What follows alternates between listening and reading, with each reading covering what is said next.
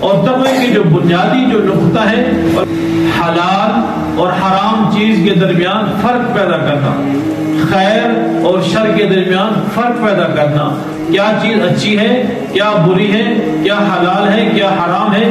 جب اس کے درمیان انسان کے دل میں فرق پیدا ہو جائے، سمجھو کہ وہ تقوی کے اس معیار پہ پہنچ چکا ہے. اور روزہ سب سے زیادہ تقوی کے قریب ایک عبادت ہے، سب سے زیادہ. اس لیے اللہ تبارک و تعالی نے ارشاد فرمایا الصوم لی وانا اجزی، کہ روزہ میرے لیے ہے، میں ہی اس کی جزا ہوں. انسان جتنے بھی اعمال کرتا ہے، کسی کی جزا دنیا میں اسے مل جاتی ہے، کسی کی آخرت میں مل جاتی ہے، لیکن مقرر ہے کیا ملے گا. لیکن روزے کی جزا کا کچھ اندازہ نہیں کیا ملے گا، کیونکہ اللہ نے فرمایا روزہ تو میرے لیے ہے، میری مرضی میں جتنی جزا دوں. یہ کیوں فرمایا؟ ہر چیز کی جزا کا تذکرہ اللہ تبارک و تعالی نے قرآن و حدیث میں بیان فرما دیا، روزے کی جزا کا تذکرہ نہیں بیان فرمایا. کیوں؟ کہ روزہ سب سے زیادہ تقوی کے قریب عبادت کا نام ہے. اب سارا دن آپ اس وقت بھوک کی حالت میں ہیں، پیاس کی حالت میں ہیں، آپ کو کھانے کا دل بھی کرے مگر آپ کھائیں گے نہیں، کوئی دیکھ بھی نہ سکے تب بھی آپ نہیں کھائیں گے. کیوں؟ کہ اللہ کا ڈر آپ کے دل میں ہے. آپ نے سارا دن ساری رات محنت کی، رزق حلال کمایا، گھر میں رزق حلال سے کچھ چیز لائے، آپ کھانا چاہتے ہیں لیکن آپ کھا نہیں سکتے، اللہ کی مرضی سے نہیں کھا سکتے. کوئی کسی اور چیز کا ڈر نہیں ہے آپ کو، آپ چھپ چھپا کر کچھ کھا بھی سکیں تو کوئی روکنے والا آپ کو نہیں، کوئی دیکھنے والا آپ کو نہیں، مگر رب کی ذات سے آپ کا ڈر ہے. اور یہی تقوی کی ایک معیاری چیز ہے. آپ سارا دن بھوک اور پیاس میں کیوں گزارتے ہیں؟ صرف اللہ کی رضا کے لیے. گرمیوں کے روزے بھی ہم نے رکھے، کتنی شدت کی گرمی ہوا کرتی تھی کہ دل کرتا تھا کہ ایک گھونٹ پانی کا مل جائے، پورا دن کچھ بھی نہ ملے، لیکن اس کے باوجود بھی وہ گھونٹ ہم حالت میں کیوں نہیں لیتے؟ صرف اللہ کا ڈر. قابیل اور حابیل کا واقعہ آپ نے قرآن کریم میں پڑھا اور سنا بھی ہوگا آپ نے. حضرت آدم علیہ السلام کی اولاد میں سے ایک بھائی نے دوسرے کو قتل کرنا چاہا. ایک تقوی کی اعلیٰ معیار پہ تھا اور ایک شر کی اعلیٰ معیار پہ تھا. جس وقت اس شریر بھائی نے اپنے متقی بھائی کو قتل کرنے کا ارادہ کیا اور قتل کرنا چاہا، تو قرآن کریم کے اندر ایک جملہ، خوبصورت جملہ اللہ تعالیٰ نے ارشاد فرمایا لئن بسطت الی یدک لتقتلنی ما بباسط یدی الیک لیقتلک انی اخاف اللہ. اے میرے بھائی، اگر تو مجھے قتل کرنا بھی چاہے بے شک تو قتل کر دے، لیکن میں آپ کے اوپر ہاتھ نہیں اٹھاؤں گا. وہ قتل کرنے کا ارادہ کرتا ہے، لیقتلک کہ تو مجھے قتل کر دے، انی اخاف اللہ میں تو اللہ سے ڈرتا ہوں، میں تجھے کچھ بھی نہیں کہوں گا. اتنی مشکل وقت میں اس کی زبان سے، اس کے دل سے یہ جملہ کس نے کہلوایا؟ اللہ نے کہلوایا، اور اللہ کے ڈر اور خوف نے کہلوایا. اور ایک موقع ایسا آتا ہے کہ تنہائی کا عالم ہے، کائنات کی سب سے حسین ترین دو شیزہ نے ایک نوجوان، خوبصورت نوجوان کو دعوت دی اور اسے کہا کہ آ جاؤ، کوئی دیکھنے والا نہیں. اس وقت اس نوجوان کو اس برائی سے روکنے والا کون تھا؟ یہ تقویٰ تھا. قالت حیت لک، سورہ یوسف کے اندر، رات آپ نے اس کی تلاوت سنی، سورہ یوسف کے اندر آتا ہے حضرت یوسف علیہ السلام کو دعوت دی گئی.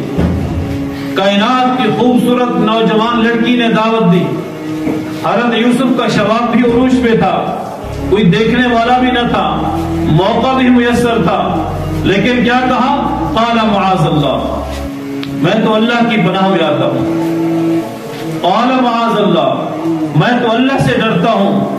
اس وقت اللہ سے ڈرانے والا کون؟ یہی تقوی کا معیار تھا. انسان جب اس تقوی کے معیار پہ پہنچ جاتا ہے تو گناہ اس سے بہت دور بھاگ جاتے ہیں، بہت دور بھاگ جاتے ہیں، گناہ اس کے قریب بھی نہیں بھٹکتے.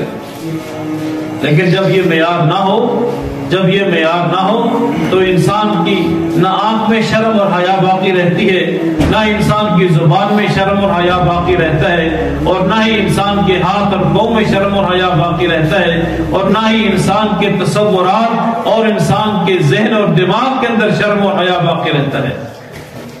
کہ وہی روزے دار جس کے اوپر اس کی اپنی حلال بیوی حرام ہے، اور وہ راستے میں گزرنے والی ہر اور ماں اور بیٹی کو جس نظر سے وہ دیکھتا ہے وہ خود سمجھ سکتا ہے۔ اگر روزے کی حالت میں وہ کسی کو بری نظر سے دیکھتا ہے تو اس کے اندر وہ شرم اور حیا کہاں رہتی ہے؟ پھر تو اس کے اور ایک درندے کے درمیان فرق ختم ہو جاتا ہے۔ تو سارا دن تو روزے کی حالت میں بھوک اور پیاس کی شدت برداشت کر رہا ہے خالص اللہ کی رضا کے لیے، اور کسی کی عزت یا کسی کی عزت نفس مجروح کرتا ہے، تو پھر اس کا روزہ کہاں سے آ گیا؟ پھر اس کو روزے کی کیفیت اور حقیقت کا کیسے اندازہ ہوگا؟ تو یہ روزہ اور یہ مہینہ ہمارے لیے تقوی کے حصول کا بہترین ذریعہ ہے۔ روزے کے ذریعے سے بھی ہم تقوی کو حاصل کر سکتے ہیں، اور اس مبارک مہینے کے ذریعے سے بھی ہم تقوی کو حاصل کر سکتے ہیں۔ اور انہی روزے داروں کے لیے جو تقوی کے معیار پہ پورا اترتے ہیں، اللہ کے رسول صلی اللہ علیہ وسلم نے ان کی فضیلت بیان فرمائی کہ روزے دار کے لیے 5 قسم کی خصوصیات ہیں۔ سب سے پہلی خصوصیت کہ جو معدے کے خالی ہونے کی وجہ سے، بھوک اور پیاس کی وجہ سے جو انسان کے اندر سے ایک بو پیدا ہوتی ہے، جسے میں اور آپ تو اس سے گھن کر سکتے ہیں، اسے برا محسوس کر سکتے ہیں، لیکن اللہ تبارک و تعالیٰ کے ہاں وہ روزے دار کے منہ کی بو مشک اور عنبر سے بھی زیادہ پسندیدہ اور خوبصورت ہے۔ اور اسی روزے دار کے بارے میں آتا ہے کہ جس روزے دار نے تقوی کے معیار پہ روزہ رکھا، اس کے بارے میں آتا ہے کہ روزانہ افطار تک، سحری سے لے کر افطار تک اللہ کے فرشتے اس کے لیے دعائیں مغفرت کرتے رہتے ہیں اور دعائیں مانگتے رہتے ہیں اس کے لیے۔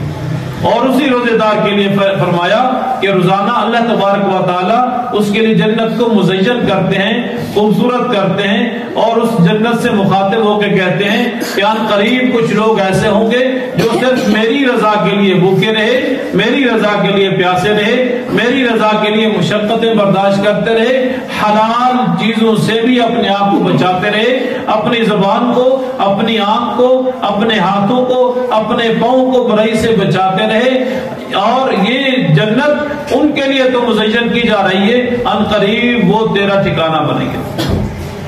انہی روزے داروں کے لیے اللہ تبارک و تعالیٰ نے ارشاد فرمایا کہ سمندر کی مچھلیاں بھی اس کے لیے دعائیں کرتی ہیں۔ انہی روزے داروں کے لیے اللہ کے حبیب صلی اللہ علیہ وسلم کا فرمان ہے کہ وہ ایسے دروازے سے داخل ہوں گے جس دروازے سے کوئی اور آدمی داخل نہیں ہو سکے گا۔ جنت میں ایک دروازہ ہے جس کا نام ریان ہے، باب الریان۔ اس جنت سے فرشتہ اعلان کرے گا کون ہے روزے دار، جو روزے دار ہے وہ اس دروازے سے داخل ہو جائے۔ جب سارے کے سارے روزے دار داخل ہو جائیں گے اس دروازے کو بند کر دیا جائے گا، کوئی اور شخص اس دروازے سے داخل نہیں ہو سکے گا۔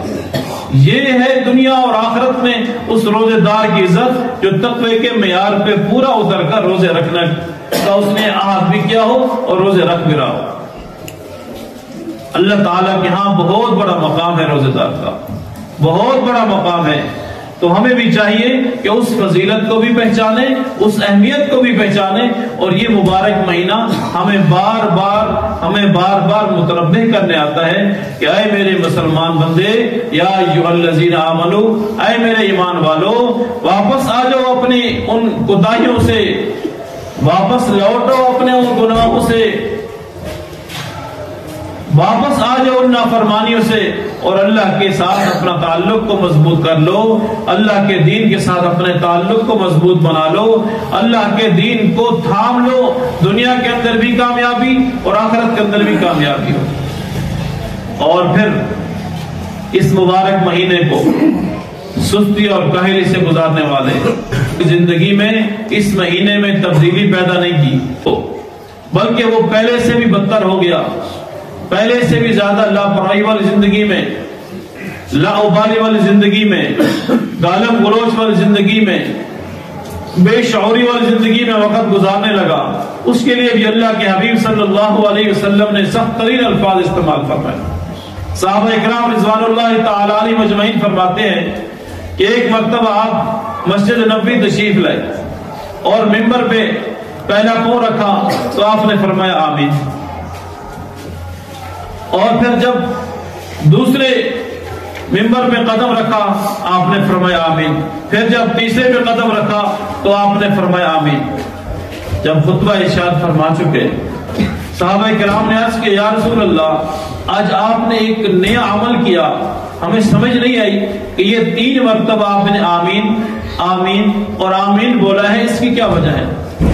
رسول اللہ صلی اللہ علیہ وسلم ارشاد فرماتے ہیں کہ جب میں نے پہلے سیڑھی پہ قدم رکھا تھا تو جبریل امین میرے پاس آئے اور انہوں نے آ کر عرض کیا کہ تباہ و برباد ہو، ہلاکت ہو اس شخص کے لیے کہ جس کے سامنے رمضان المبارک کا، جس کی زندگی میں رمضان المبارک کا مہینہ آئے اور وہ اپنی بخشش نہ کروا سکے۔ ہلاکت ہو اس شخص کے لیے، تباہی اور بربادی ہو اس شخص کے لیے کہ جس کی زندگی میں رمضان المبارک کا مہینہ آئے اور وہ اپنی مغفرت اور بخشش نہ کروا سکے۔ میں نے کہا آمین۔ جب میں نے دوسری سیڑھی پہ قدم رکھا تو حضرت جبریل نے عرض کیا کہ تباہی اور بربادی ہو، ہلاکت ہو اس شخص کے لیے کہ جس کے سامنے آپ کا نام نامی، اسم گرامی حضرت محمد مصطفیٰ صلی اللہ علیہ وسلم کا نام آئے اور آپ پر درود نہ بھیجے، اس کے لیے بھی ہلاکت ہو۔ میں نے کہا آمین۔ اور تیسری سیڑھی پہ جب میں نے قدم رکھا تو جبریل امین نے عرض کیا تباہی اور بربادی ہو، ہلاکت ہو اس شخص کے لیے کہ جس کی زندگی میں اس کے بوڑھے والدین اسے میسر آئے، بوڑھے والدین بڑھاپے کی حالت میں انہیں میسر آئے اور وہ ان کی خدمت دونوں کی یا ان دونوں میں سے ایک کی خدمت کر کے اللہ کو راضی نہ کر سکے۔ میں نے کہا آمین۔ یہ سخت وعیدیں بھی اس روزے دار کے لیے ہیں، اس مسلمان کے لیے ہیں جو اس مہینے کو نہ غیر ذمہ داری سے، لاپرواہی سے، غیر شعوری طور پر گزارنے کی کوشش کرے گا۔ تو ہمارے لیے یہ تینوں باتیں ایک سبق ہیں۔ رمضان کا مہینہ ہے، ہمیں چاہیے کہ اس مہینے کے اندر ہم اللہ کو بھی راضی کریں اور اپنے لیے آخرت کا سامان بھی تیار کریں۔ اور اگر والدین بوڑھے ہیں تو ایک ہی مہینے کے اندر تینوں کام بھی ہم کر سکتے ہیں۔ اگر والدین بوڑھے ہیں اور وہ ہمیں اپنی زندگی میں ملے ہیں تو ہمیں شکر کرنا چاہیے کہ ہمیں اپنے بوڑھے والدین کی خدمت کرنے کا موقع ملا۔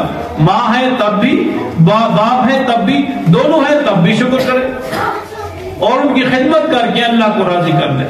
ایک تو اللہ کے مبارک مہینہ ہے، رمضان کی حالت میں رمضان کے روزے بھی رکھیں، رمضان کے ذریعے بھی اللہ کو راضی کریں، والدین کی دعاؤں کے ذریعے بھی اللہ کو راضی کریں، اور آپ کا نام نامی، اسم گرامی رسول اللہ صلی اللہ علیہ وسلم کا جب بھی آپ کے سامنے آئے تو فرماتے ہیں کہ ایک مرتبہ صلی اللہ علیہ وسلم کہنا واجب ہے اور بار بار کہنا مستحب ہے۔ جتنی مرتبہ بھی آپ کا نام ہے آپ کی زبان سے کیا لفظ ہونا چاہیے؟ صلی اللہ علیہ وسلم۔ تو یہ وہ چیزیں ہیں، وہ اعمال ہیں جن کے ذریعے سے ہم اللہ کو بھی راضی کر سکتے ہیں، اللہ کے محبوب کو بھی راضی کر سکتے ہیں، اپنی دنیا بھی بہتر کر سکتے ہیں اور اپنی آخرت بھی بہتر کر سکتے ہیں۔ تو اللہ تعالیٰ سے دعا یہی ہے کہ اللہ تعالیٰ اس مبارک مہینے کو ہم سب کے لیے مغفرت کا، نجات کا اور جہنم سے چھٹکارے کا بھی باعث بنائے۔ اللہ تعالیٰ اپنے قرب کا بھی ذریعہ بنا دے، اللہ تعالیٰ اپنے سچی اور پکی رضا بھی نصیب فرما دے، اور اللہ تبارک و تعالیٰ اس مبارک مہینے کے جو روزے ہیں یا جو تراویح ہیں ان کی حقیقت کو سمجھنے کی، اس میں عمل کرنے کی توفیق عطا فرما دے۔